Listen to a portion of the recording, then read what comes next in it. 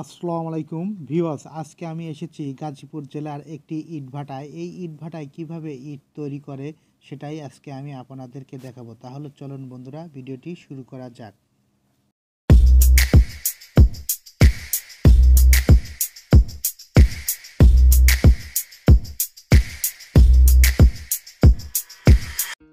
ভিডিওটি শুরু করার আগে আপনার কাছে আমার অনুরোধ রইল, আপনি যদি এই প্রথম আমার এই ভিডিওটি দেখে থাকেন তাহলে অবশ্যই আমার চ্যানেলটি সাবস্ক্রাইব করবেন এবং পাশে থাকা বেল আইকনটি প্রেস করে দিবেন, যাতে আমি নতুন কোনো ভিডিও আপলোড দিলে আপনি সঙ্গে সঙ্গে তার নোটিফিকেশন পেয়ে যান।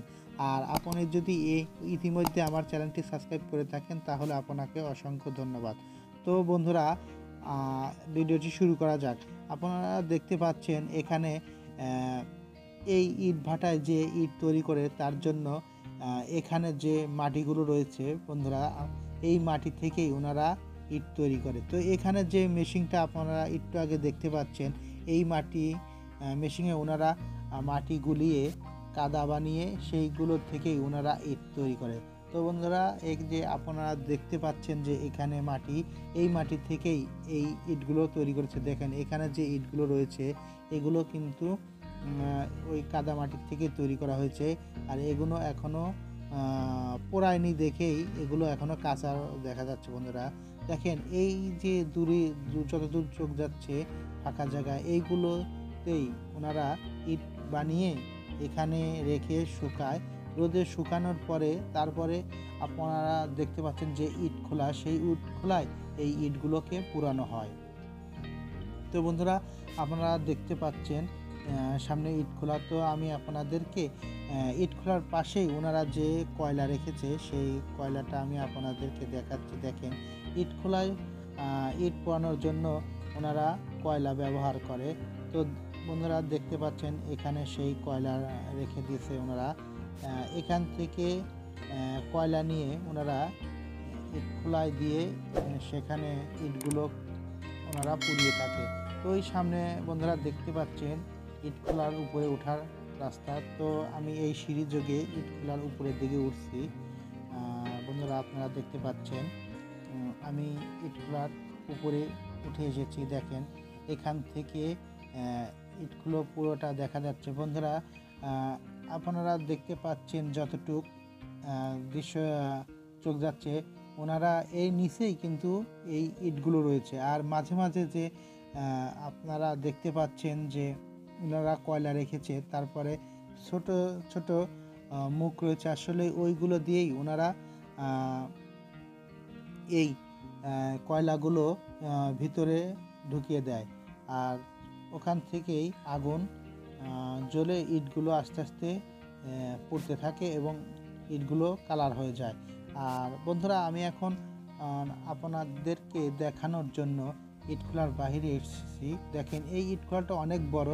এখান থেকে দেখেন অনেক অনেক ইট ওনারা বানিয়ে সাজিয়ে রেখেছে। এগুলো ওনারা কাঁচা অবস্থায় রয়েছে। ইটগুলোকে ওনারা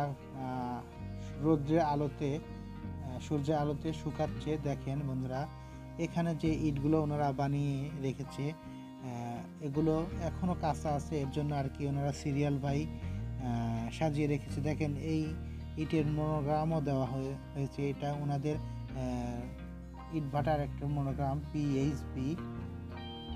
তো বন্ধুরা দেখতে পাচ্ছেন, দেখেন আমি আপনাদেরকে কাছ থেকে দেখাচ্ছি। দেখেন বন্ধুরা, যতদূর চোখ যাচ্ছে শুধু এই ইট ওনারা বানিয়ে রেখেছে। আমি এই সাইডটাও আপনাদেরকে দেখাচ্ছি। দেখেন এই সাইডে যতদূর চোখ যাচ্ছে শুধু ইট আর ইট। তো নিচে যেগুলো ইট বানিয়ে রেখেছে এগুলো কিন্তু একদমই কাঁচা। আর যেগুলো সারিভাগ করে রেখেছে ওনারা, এগুলো অনেকটা শুকিয়ে গেছে। তো এই উপরের যে ইটগুলো রয়েছে এইগুলো থেকে ওনারা ইট ভাটায় নিয়ে পুরায়। আর বন্ধুরা দেখেন, এখন আমি যেই জায়গায় আপনাদেরকে নিয়ে আসছি এটা আসলে ইট ভাটার ভিতরের অংশ। তো ওখান থেকে ইটগুলো ওনারা এনে এই জায়গায় দেখেন সারি করে সাজিয়ে রাখে। দেখেন বন্ধুরা, এখান থেকে ওই কাঁচা ইটগুলোই যখন ভাটায় পুরানো হয় তারপরে এই রংটা এরকম হয়। তো আপনারা দেখতে পাচ্ছেন ইটগুলোর কালারটা কত সুন্দর দেখা যাচ্ছে। তো বন্ধুরা, আমি এখন আপনাদেরকে এই ইট খোলার ভিতরে নিয়ে যাচ্ছি, ভিতরের অংশটা দেখানোর জন্য যে আসলে কিভাবে ওনারা ইটটা পুড়িয়ে রাখে। তো আমি সামনের দিকে এগিয়ে যাচ্ছি। দেখেন একজন ইট খোলার থেকে ইট নিয়ে আসছে এক শ্রমিক ভাই। তো উনি ইট নিয়ে এসে ঠিক ওই জায়গায় সাজিয়ে রাখবে। তো আমি সামনের দিকে এগিয়ে চলছি। দেখেন আমি এখন পুরো ইট ভাটার ভিতরে এসেছি। দেখেন ঠিক দেখেন বন্ধুরা কতটুকু গভীর।